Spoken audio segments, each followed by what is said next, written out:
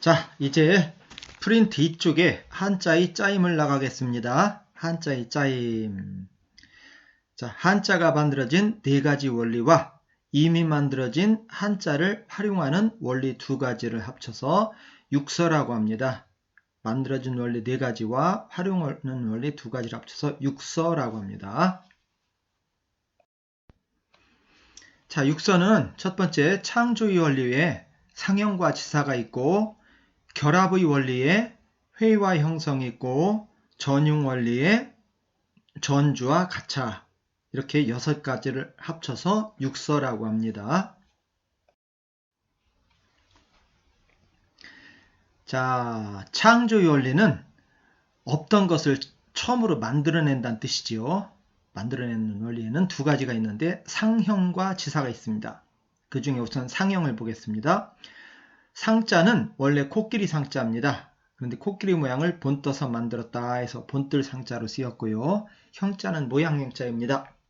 해석은 모양을 본뜬 글자, 즉 구체적인 사물의 모양을 본떠서 만든 글자를 상형이라고 합니다. 구체적인, 실제 눈으로 볼 수 있고 실제 존재하는 사물의 모양을 본떠 만든 글자를 상형이라고 합니다.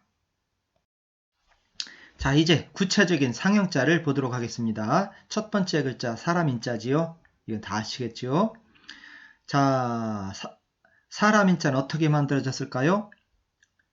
자, 가장 사람다운 사람은 자신이 맡은 일에 최선을 다하는 사람이라고 합니다. 이 한자가 만들어진 것은 지금으로부터 4,5천년 전쯤인데 그 당시는 사람들의 직업 중에 가장 대표적인 직업이 농사였습니다. 농사. 그래서 사람 인자는 들에서 농사 짓고 있는 사람의 옆모습을 그린 겁니다. 첫 번째 글자, 두 번째 글자는 그렇게 보이죠. 들에서 열심히 허리 구부리고 일하고 있는 사람입니다. 이 모양이 세 번째, 네 번째로 변하면서 현재의 사람 인자로 변한 겁니다. 즉 눈으로 볼 수 있는 구체적인 사람의 모양을 본떠서 만들었기 때문에 상형자입니다. 자, 해일자와 달월자. 해, 하늘에 떠 있죠. 어떻죠? 동그랗습니다. 동그랗습니다. 자, 첫 번째, 두 번째 해 모양을 그린 건데 가운데 있는 점은 뭐냐? 가운데가 텅텅 비었을 때는 점을 안 찍는데 가운데가 꽉 차 있다는 뜻으로 점을 찍습니다. 그런데 한자는 곡선이 없습니다. 왜요? 자, 지금 우리가 쓰는 종이가 발명된 것은 지금으로부터 2000년 전 한나라 때 채윤이라는 사람이 발명했다고 합니다.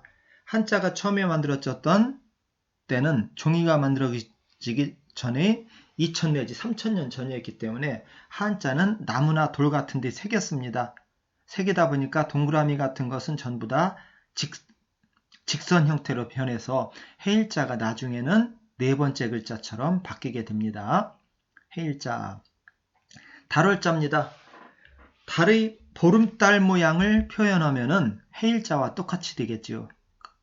해와 구분할 수 없기 때문에 달월자는 반달 모양을 그린 겁니다. 첫 번째 반달 모양인데 가운데가 꽉 차 있다는 뜻으로 점 하나 찍은 겁니다. 점점 표현해서 네 번째처럼 된 것입니다. 해일자와 달월자도 구체적으로 눈으로 볼 수 있는 사물의 모양을 본떴기 때문에 상형. 자, 그 다음에 활궁자입니다. 활궁자가 점점 변해서 현재의 모습처럼 된 것입니다. 세조자입니다. 세조자. 자, 첫 번째 글자 새 보이지요? 새를 간단하게 표현했습니다. 눈, 부리, 몸통, 그 다음에 다리를 표현했네요. 두 번째로 변했다가 세 번째로 변했다가 네 번째로 변한 겁니다. 네 번째 위에 있는 것이 부리, 네모칸이 머리, 가운데 있는 것은 눈, 조금 삐져나온 것은 날개, 몸통, 그 다음에 다리는 점 4개로 간단하게 표현합니다. 세조자. 새는 새인데 털도 까맣고 눈도 까마서 눈을 표현하지 않은 새. 예, 까마귀 요자지요. 세조자에서 눈만 표시하지 않았습니다. 세조자, 까마귀 요자, 상형자입니다. 어머니 모자입니다. 어머니 모자. 어머니가 가슴을 드러내고 아기한테 젖을 먹이고 있는 그림에서 나온 겁니다. 두 번째 글자가 그것을 표현한 겁니다. 만약에 두 번째 글자에서 가슴을 표현한 점 두 개를 빼면은 계집여자가 됩니다.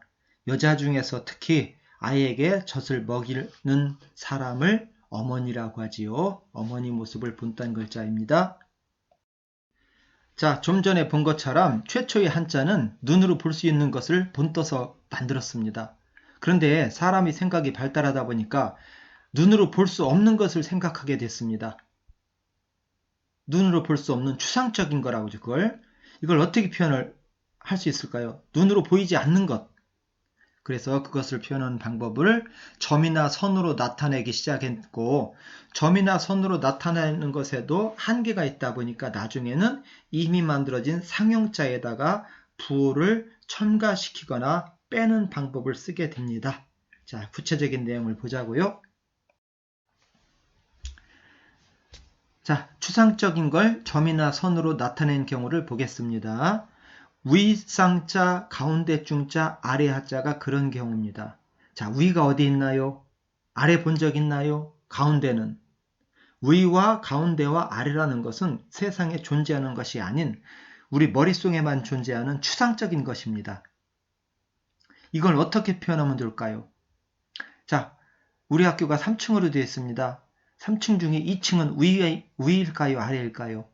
1층보단 위지만 3층보단 아래입니다. 자, 그럼 이것을 어떻게 표현하면 좋을까요?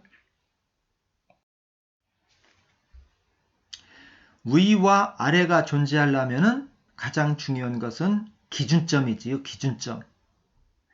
1층보다는 2층은 위고 3층보다는 2층은 아래입니다. 그래서 그 그림 보면은 윗상자 아래하자는 밑에 긴 것은 기준점, 위에 있는 것은 위에 있다는 뜻이고 아래하자는 기준점의 아래에 있다는 뜻입니다.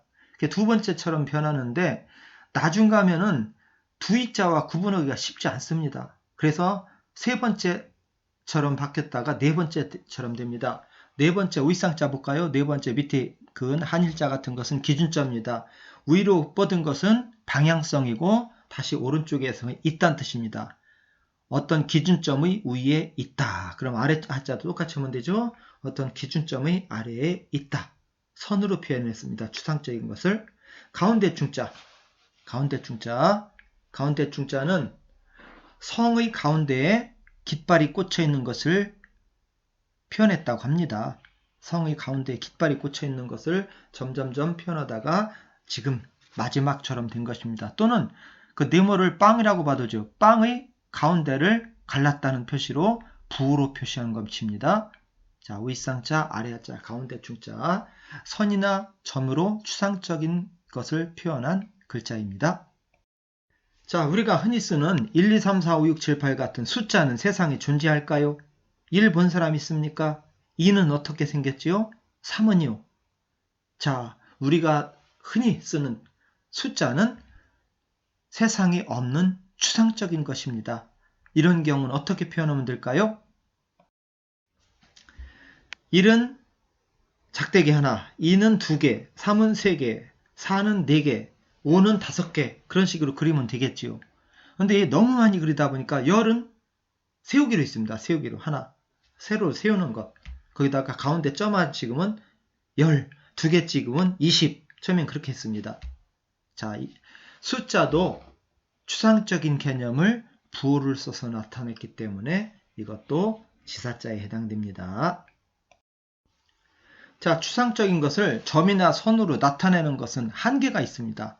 몇 개를 못 그립니다. 비슷비슷해지기 때문에. 그래서 생각한 방법이 이미 많이 만들어진 상형자가 있습니다. 상형자에 부호를 첨가시키거나 빼는 방법 썼는데 이것도 지사자라고 합니다.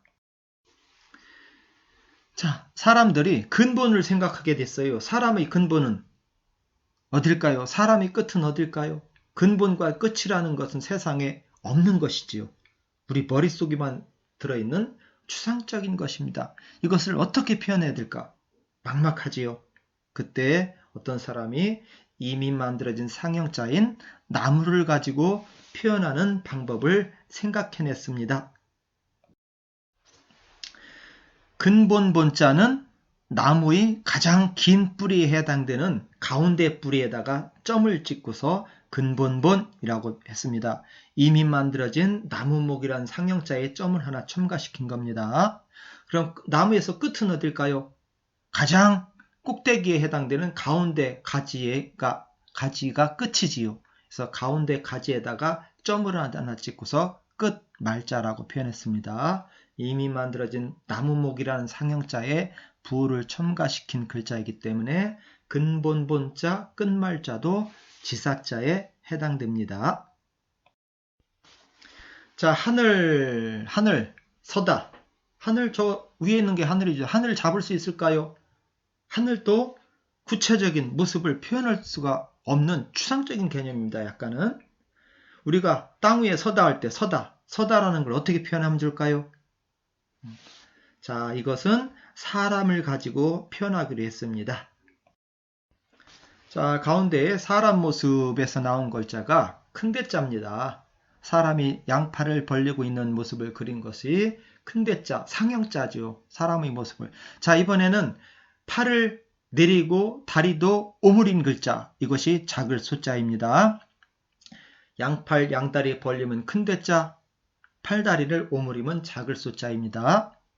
자, 이미 만들어진 사람을 뜻하는 큰대자, 상형자에 하늘은 사람의 머리 위에 있다 해서 점을 하나 위에다 첨가시켜 가지고 하늘 천체가 만들어졌고, 사람은 땅 위에 서 있다 해서 사람을 뜻하는 글자 밑에 땅을 표현해서 설립자가 만들어진 것입니다.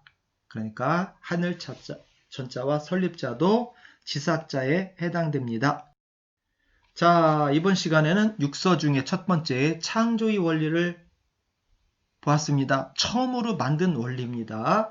여기엔 1차적으로 상형자가 최초로 만들어졌고 구체적인 사물의 모양을 본떠 만든 글자입니다. 그러다가 사람이 생각이 발달해서 세상에 있지 않은 것을 생각해냈는데 그것을 눈으로 볼 수 없는 추상적인 생각이나 뜻을 점이나 선으로 표현하거나 이미 만들어진 상형자에 부호를 첨가시키거나 뺀 방법으로 만든 것을 지사자라고 했습니다. 자, 1차적으로 이제 상형과 지사가 만들어졌습니다.